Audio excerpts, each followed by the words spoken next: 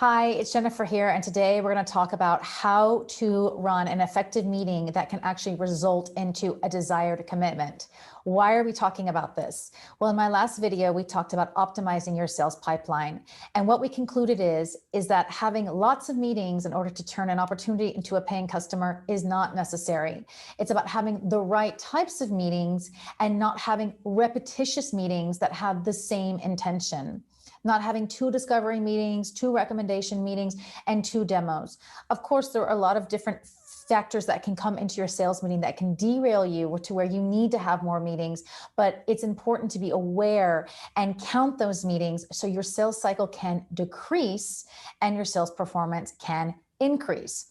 So once you have identified how many meetings that you need and what is the intention of each one of those meetings, the next step I find that many sales directors are not helping their sales team with is detecting and determining the desired commitment before you walk into the meeting.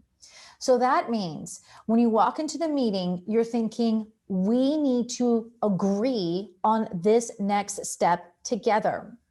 Now, one of the ways to do that is to sit down with your team or management to sit down and actually map it out. It can be really simple of just making a chart, something along the lines of types of meetings, desired commitments, how we will get there, and who on the sales team should be involved. It should be your technical sales, pre-sales guy, or your account executive, or maybe even someone from management. Now, I'm going to show you an example right here, and it's extremely simplistic just to get you going. In a discovery meeting, what could be really interesting is that the desired commitment could be, after discussing what the budget range is agree on the recommendations meeting.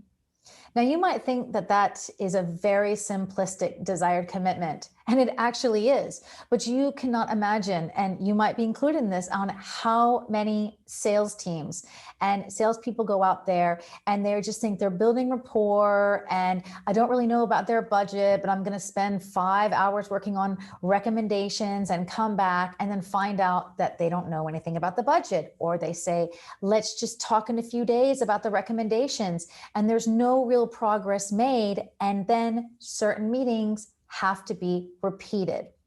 So what I want you to take away from this video is that closing is an accumulation of many commitments.